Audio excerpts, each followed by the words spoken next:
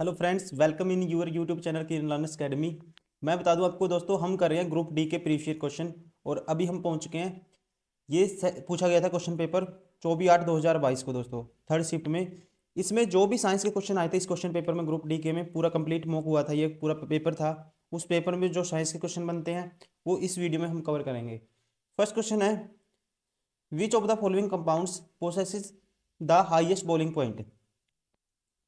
First option है acetic acid, ethanol, chloroform, methane. तो दोस्तों सारे क्वेश्चन आप पहले खुद से ट्राई करिए, सोचिए माइंड में, फिर मैं समझाऊंगा, आपको बहुत अच्छे से समझ में आएगा। देखो आप ध्यान रखेंगे, जो एसिटिक एसिड होता है ना, इसका फॉर्मूला होता है CH3COOH। और इसमें ध्यान रखेंगे दोस्तों, जो हाइड्रोजन बॉन्डिंग होती है ना, हाइड्रोजन बॉन्डिंग इसके मॉलिक्यूल्स में बहुत ज़्यादा स्ट्रॉन्ग होती है। ठीक है, इसकी वजह से इसमें जो इंटर मॉलिक्यूलर फोर्स होती है दोस्तों वो बहुत ज़्यादा होती है। और उसको तोड़ने के लिए या वेपराइज करने के लिए इसको बहुत ज़्यादा एनर्जी की जरूरत होती है। ठीक है, इसकी वजह से क्या होता है, इसका जो बॉइलिंग पॉइंट होता है बहुत ज़्यादा हाई होता है। ठीक है, इसलिए कौन सा सबसे किसका सबसे ज़्यादा हाईएस्ट बॉइलिंग पॉइंट है? Option first acetic acid, CH3COOH।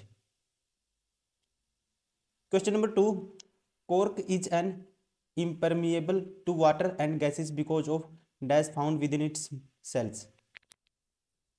तो impermeable का मतलब है जो जिसमें से कोई चीज़ पेनिट्रेट नहीं हो सकती, मतलब गुजारा नहीं जा सकता उसमें से। जैसे कि हिंदी में पढ़ देता हूँ, जल और गैसें कॉर्क को पार नहीं कर पाती क्योंकि इसकी कोशिकाओं में डैश पाया जाता है। ठीक है दोस्तों, ये पाया जाता है, एक वॉल पाई जाती है किसकी? सबरिन की। Option 4 is correct. Question number 3, 5 millimetre of solution of NaOH। ठीक है, NaOH is found to be completely neutralised by 5 millilitre of a given solution of HCl।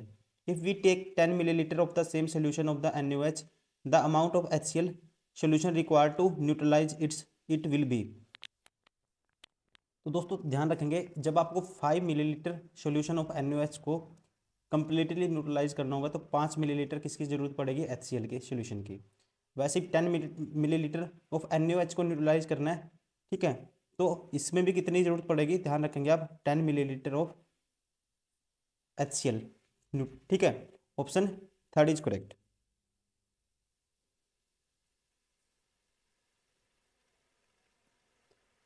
Question number 4, what is the basic event in reproduction. तो इसका पता ही होगा आपको। ठीक है, क्या है बेसिक इवेंट, क्या है दोस्तों रिप्रोडक्शन का? ये है replication of DNA। Option 4 is correct. Question number 5, निम्नलिखित में से कौन सा या से कथन आयनिक यौगिकों के लिए, ठीक है, सत्य नहीं है? कहते हैं जो आयनिक कंपाउंड होते हैं उनके लिए कौन सा ट्रू नहीं है? फर्स्ट है, आयनिक यौगिक जो आयनिक कंपाउंड है, कहते हैं इनका मेल्टिंग पॉइंट और जो बॉइलिंग पॉइंट है ये क्या होता है? निम्न होता है, मतलब कि कम होता है। दोस्तों ये क्या है? गलत है। ठीक है, इनका आयनिक कंपाउंड क्या बनाते हैं? ठीक है, इनके आयन होते हैं, प्लस माइनस आयन होता है, आयन की वजह से क्या बनाते हैं? इनका मेल्टिंग पॉइंट मतलब बॉन्ड बनाते हैं, और जिसकी वजह से इनका जो आयनिक, ठीक है, आयनिक बॉन्ड बनते हैं। इसकी वजह से क्या होता है दोस्तों? इनका जो मेल्टिंग पॉइंट और बॉइलिंग पॉइंट क्या होता है? हाई होता है। ये पहला गलत है। सेकंड कहता है आयनिक भंगुर होते हैं और दाब आरोपित करने पर टुकड़ों में टूट जाते हैं। तो ये ठीक है। वैसे ही धनात्मक पॉजिटिव और नेगेटिव आयन में बता चुका हूँ, आकर्षक बल के कारण आयनिक क्या होते हैं दोस्तों? स्ट्रॉन्ग होते हैं। ठीक है, इनमें इलेक्ट्रोस्टैटिक इंटरेक्शन होता है जिसकी वजह से इलेक्ट्रोस्टैटिक क्या बनाते हैं? फोर्सेज होती है इनके अंदर, और कुछ हद तक कठोर होते हैं। ठीक है, ये भी ठीक है, ये भी ठीक है, पहला गलत है, इसलिए ऑप्शन फर्स्ट इज करेक्ट।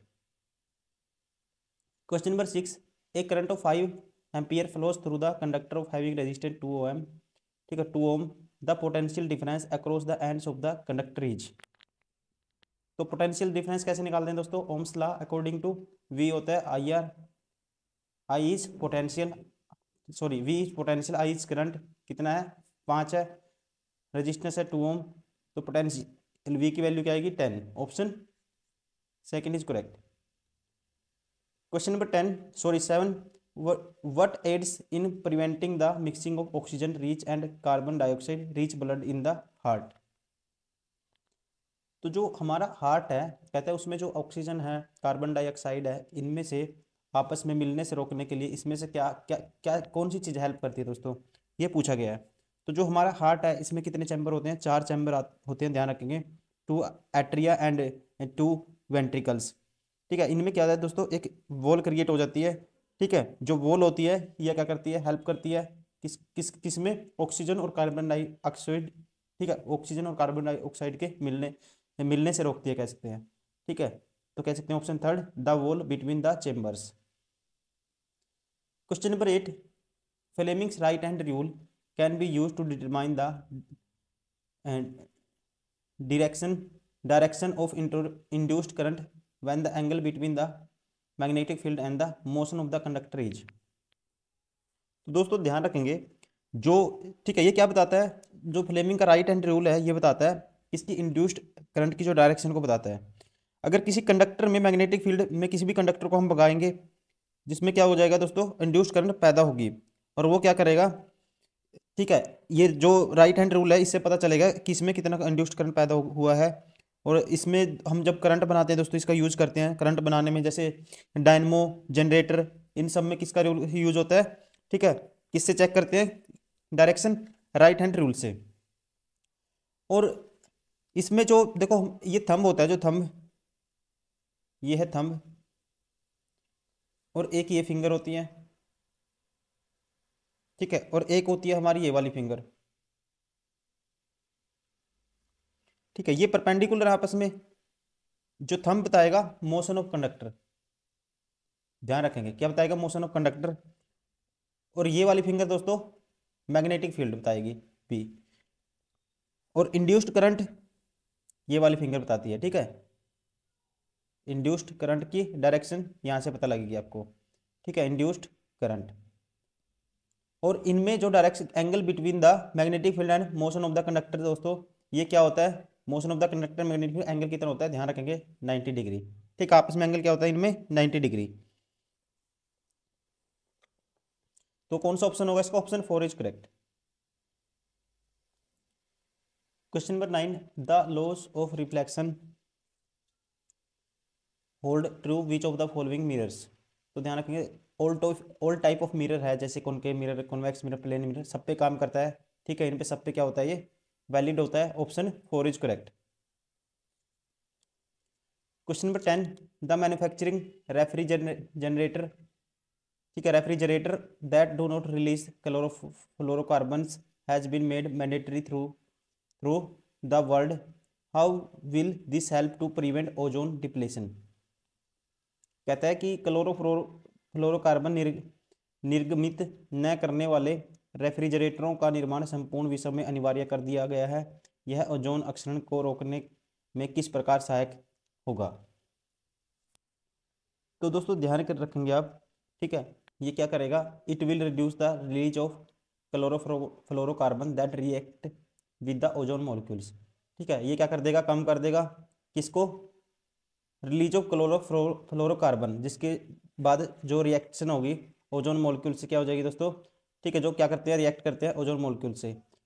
यह ओजोन अणुओं के साथ अभिक्रिया करने वाले फ्लोरोकार्बन के निर्गमन को कम कर देगा। ठीक है, option first is correct. Question number 10, pyruvate is formed from glucose in the dash of cell. दोस्तों जो ग्लाइकोलाइसिस होती है ना, जो प्रोसेस होती है ग्लाइकोलाइसिस, उसमें क्या होता है, ये क्या हो जाता है, ग्लाइकोलाइसिस प्रोसेस में, ठीक है, क्या हो जाता है, ग्लूकोज ब्रोकन हो जाता है किसमें, साइटोप्लाज्म में। ठीक है, टू फॉर्म ए पायरुवेट। ठीक है, option second is correct. Question number 12, which of the following organisms have spiracles. कहता है श्वास रंध्र निम्नलिखित में से किस प्राणी में पाए जाते हैं। तो मतलब कि दोस्तों जो इसमें है ना, देखो इसमें लंग्स होते हैं, अर्थवॉर्म, हम ह्यूमन, फिश, लेकिन इसमें क्या है, लंग्स नहीं होते। ठीक है, इसमें क्या होते हैं, स्पाइरैकल्स होते हैं। ठीक है, जब फेफड़े ना हो, ठीक है, कौन से होते हैं इसमें, ध्यान रखेंगे, विदाउट फेफड़ों से क्या होते हैं, इसमें जो सांस लेते हैं ये किससे, स्पाइरैकल से, या श्वास रंध्र। ऑप्शन, ठीक है, किस में होते हैं श्वास रंध्र, कॉकरोच में। क्या नहीं होते, फेफड़े। Option 4 is correct. Question number 13, identify the correct relation between the radius of curvature object u and image distance b for a spherical mirror. देखो आपको पता है क्या होता है, 1/फोकल length f is equal to क्या होता है, 1/v plus 1/u। You we LCM आएगा दोस्तों, ये आएगा v प्लस यू या u प्लस वी। ठीक है, 1/f, और f किसके बराबर आएगा, इसका उल्टा कर देंगे, यू वी बटे में v प्लस यू। ठीक है, और आपको पता है रेडियस ऑफ कर्वेचर क्या होता है, रेडियस ऑफ कर्वेचर होता है r is equal to 2f होता है। तो 2f करोगे आप तो ट्वाइस हो जाएगा 2 यू वी बटे में u प्लस वी या v प्लस यू। ऑप्शन कौन सा होगा, ऑप्शन सेकंड इज करेक्ट।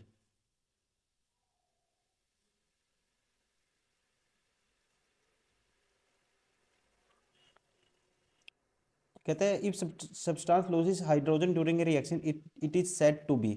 तो ध्यान रखेंगे, बार बार कंफ्यूजन से आप ध्यान रखेंगे, जब भी किसी भी केमिकल रिएक्शन में ऑक्सीडेशन का क्या होगा, एडिशन होगा। ठीक है, ऑक्सी ऑक्सीजन का क्या होगा दोस्तों, एडिशन होगा, उसे कहते हैं। और हाइड्रोजन का जब होता है क्या होता है, रिमूवल होता है, उसे कहते हैं ऑक्सीडेशन। ठीक है, क्या कहते हैं, ऑक्सीडेशन, या कहते हैं कि जब ऐसा हो जाता है ऑक्सीडाइज हो गया सब कोई भी कंपाउंड या सब्सटेंस। और रिडक्शन में उल्टा हो जाता है, रिडक्शन क्या किसका होगा, ठीक है, रिडक्शन होगा ऑक्सीजन का, और एडिशन किसका होगा, हाइड्रोजन का, उसे बोलेंगे, ठीक है, क्या बोलेंगे उसे, रिडक्शन। ठीक है, प्रोसेस ऑफ रिडक्शन। लेकिन लूज लूज ऑफ हाइड्रोजन, ठीक है, लूज ऑफ हाइड्रोजन मीन्स, ठीक है, हाइड्रोजन का लूज होना और ऑक्सीजन का गेन होना, तो इसका मतलब किसका एग्जांपल है, ऑक्सीडाइज का। Option third is correct. ठीक है, क्या option third. Question number 15, two resistors R1 and R2 with respect to 2 ohm and 3 ohm respectively are connected in a series to a 15-volt battery source. The current across R2 in ampere is। देखो series में registers क्या है, direct R की value क्या आ जाएगी, add हो जाएगी, 2 + 3 5 हो जाएगा। V इज इक्वल टू होता है IR। ठीक है, तो R की वैल्यू पता है, I की निकालनी है, I क्या होगा, V/R होगा। और V की वैल्यू क्या गिवन है, 15 वोल्ट, 15 बटे में दोस्तों कितना हो जाएगा, रजिस्टेंस 5 है, तो करंट कितना आएगा, 3 ampere. Option first is correct. Question number 16, what will be the next homologous series member of the compound C6H10। Homologous series को हम डिफ्रेंशिएट करते हैं, ध्यान रखेंगे, मिथाइलिन CH2 ग्रुप से। किस ग्रुप से, CH2 से, मतलब CH2 ग्रुप क्या होगा, ऐड हो जाएगा। ठीक है, इसमें CH2 ऐड करो तो 2H2 ऐड करेंगे दोस्तों, हाइड्रोजन 12 हो जाएंगे, C ऐड करेंगे C7 हो जाएगा। ठीक है, तो option second is correct. Question number 17, A ray of light is incident and interface separating two media at the angle of incidence is 45 degree, for the which the angle of refraction is 30 degree. The refractive index second medium with respect to first is equal to। Refractive index क्या होता है दोस्तों, refractive index index ये होता है angle की form में। ठीक है, कई तरह का, लाइट की फॉर्म में, जैसे speed of light in vacuum बटे में speed of light in medium, वैसे भी रिप्रेजेंट करते हैं, वैसे भी रिफ्रैक्टिव इंडेक्स होता है, लेकिन यहाँ एंगल दिया है तो ये म्यू होता है। ठीक है, sine i angle of incident बटे में sine i, sorry r angle of refraction. यहाँ पे क्या पूछा इसने, refractive index of the second medium with respect to first medium. ठीक है, तो sine i angle of incidence कितना, साइन 45 बटे में साइन 30 डिग्री। ठीक है, साइन 45 बटे में साइन 30 डिग्री, साइन 45 की वैल्यू 1/√2 और साइन 30 डिग्री की वैल्यू क्या होती है, 1/2 होती है। ठीक है, तो 2 पर चला जाएगा तो काटूंगा, क्या आएगा, √2। तो √2 ऑप्शन मतलब कि third is correct. Question number 18, the magnetic field lines inside a bar magnet are directed from. जो मैग्नेटिक फील्ड की डायरेक्शन होती है, मैग्नेटिक फील्ड नॉर्थ से क्या होती है, साउथ होती है। ठीक है, क्या होती है दोस्तों, मैग्नेट के अंदर कैसे होती है, नॉर्थ से ऐसे साउथ होती है ऐसे। ठीक है, लूप बनाती है ऐसे, ध्यान रखेंगे। लेकिन ये बात किसकी है, बात यहाँ पे है इनसाइड ए मैग्नेट। ठीक है, जब इनसाइड मैग्नेट की बात होगी ये बाहर वाले लूप में होती है। ठीक है, क्या होती है, north to south pole travel करेंगे हमेशा, ध्यान रखेंगे। लेकिन जब बात होगी किसकी, इनसाइड मैग्नेट की बात हुई है, तो उल्टा हो जाएगा order, south to pole to north pole. Option first is correct. ठीक है, ऑप्शन फर्स्ट इज करेक्ट।